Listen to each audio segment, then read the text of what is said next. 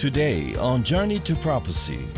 And so the result came back, and my wife was in tears. She was crying. I'm like, what you crying for? She said, well, the test came back. I said, well, okay, what's up with it? She said, well, this person's not your father. I said, well, okay, it did surprise me. I already had fought enough at a young age. I cried enough at a young age. So when I did hear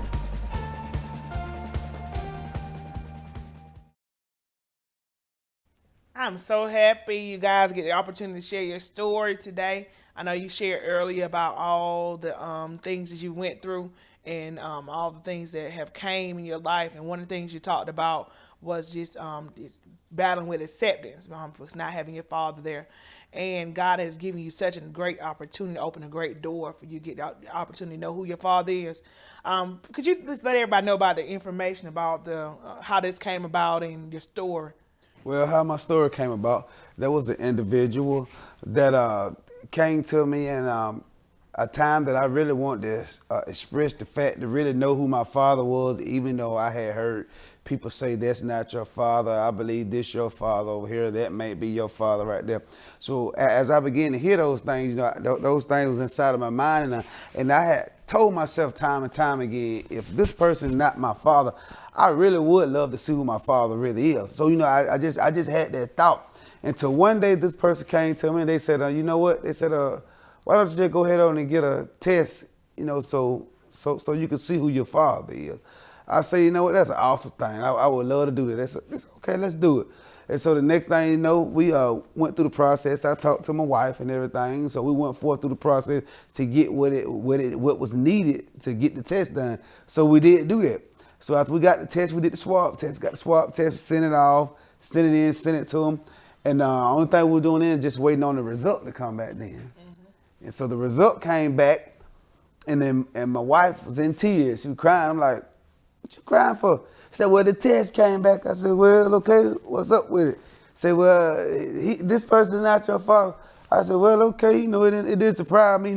I already had fought enough at a young age. I cried enough at a young age. So when I did hear the truth that person was my father, it didn't hurt me, because all my hurt came from my young child age, growing up, taking all the different punches and forth about it. So I didn't have no room to hurt then. It was over. My hurting time was over. So I guess my wife took the pain of being hurt through it. So I'm like, okay, it's over. So it came to the point that the time came to where I really had to go and let them know the truth. And so I went to him first, and I told him, and I can't tell you exactly how he took it, because I really never had a chance to sit down and talk and ask him that about it. But after I told him, I didn't stay long in that area because I had more message to deliver. Had to go find my mom, talk to her. So I told her. So, in the point of going to tell her, I took her off on a little ride, and I told her. And after I told her, she began to tell me, who she think that it was. And so when she said that, I said, okay, And so I was really ready to start digging into finding, okay, let's find them. I really want to find them, So, my wife asked me, do you really want to find your dad? I said, yeah, I do want to find him. I do want to find him. So when she said that, I began to search to try to find him. But one thing I did not do was ask God to help me find him. Yeah. So a lot of times we can do things and take a lot of stuff on our own wings to do. But instead of us asking God and letting him guide and lead us, and when he does that, perfection come and taking place. And so I took my mom off so I could talk to her. And so me and her did talk, and she told me who she think that my father was. And when she told me that, I said, okay. I said, well, I want to search for him, And my wife asked me, do you think we'll try to find your father? I said, yeah, I think I do want to. And so as I began to search again, God was speaking and said, I tried to search for him on my own. And I thought about it. I said, God, I never asked you to help me find my father. I said, I need to ask you first. Mm-hmm. And so when I spoke and I asked God, and God began to reveal my father. He began to get close to showing me who my father was. So in the aspect of that, don't try to do things on your own. I always impart God in when you're trying to do things, because God can give you the advice and the instruction and the direction that you need. So as I had did that, and I thought about it, and I said, God, I need you to help me find him. So God did so, and God connected me to a person that knew of my father, knew where he worked at the time before I was born, at the year that my mom got pregnant. That person told me where my father worked at, and they told me this guy right here should know your father. And so when I did reach out, I started getting closer and closer and closer. And I went home and I explained it to my wife. Look, I think I might be able to find him, such and such. So she was on the side searching too, also trying to find him like I was. She wouldn't let me know that she was trying to find him. So, and I wouldn't let her know, but me and her both were working behind the scenes. That's how I know that my wife. We both working behind the scene to try to find out who my father was. And so we got closer and closer. And the next thing you know, I came home from work one day and my wife said, baby, I said, what that?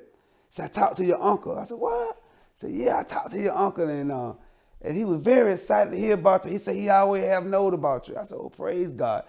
And, I didn't know how to process. I had so much joy.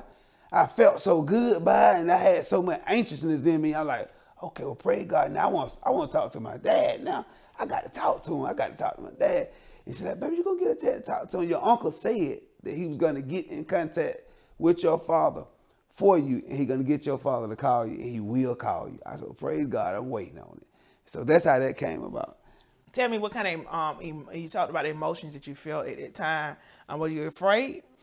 I wasn't afraid, but I would say I had so much disappointment in life about my father, a father figure. I had disappointment. So it caused me to put guards up. To put guards up in a way that if it's not, okay, oh well, I done fought this fight before as a young child anyway, so if not, I ain't gonna try to get myself so hooked up because I know what it can turn out to be.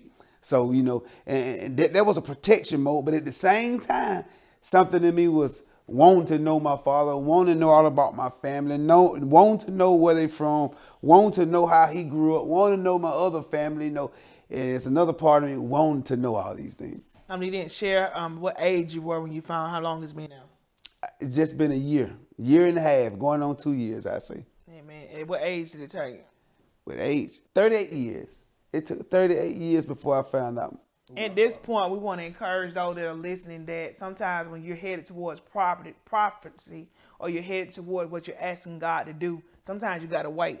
Sometimes, we want things at every moment we want them, but sometimes it's not in God's plan or his timing, but his timing is perfect. I want to share that been married to you for 14 years. The first 12 years of marriage, I called you what? Willie. That he was my Willie. That's my nickname for him. And when he would cut up or act up or anything, I said, all right now, Willie, bring it on in. Start cutting up, Willie. Not knowing at all that the next person we finna introduce is my father-in-law, Mr. Willie Young Jr. He was a Willie. So God had a plan and was doing something the whole time. Amen. Amen. So Mr. Willie, we call him Papa. So Papa, what kind of, how did you feel when you first met Jamaine? Well, Jamaine was always in my heart. I never forgot Jamaine. So I knew God was going to bring him. Mm-hmm. I looked for him a couple of times, so I just had to stop because I couldn't get no help from his family. So I put it in God's hand. I prayed, and I said, God, I'm going to give it to you. Mm-hmm. I want my son. I always wanted to take care of my son. I know he might have been crying sometime, and I couldn't get that for him. But I know I had to settle down, I had to humble down. I know God. I know my family. I come from a praying family. Mm-hmm. And I know God answers prayers. Yes. So I prayed, I put it in God's hand. I said, God, I just kept praying for all them years.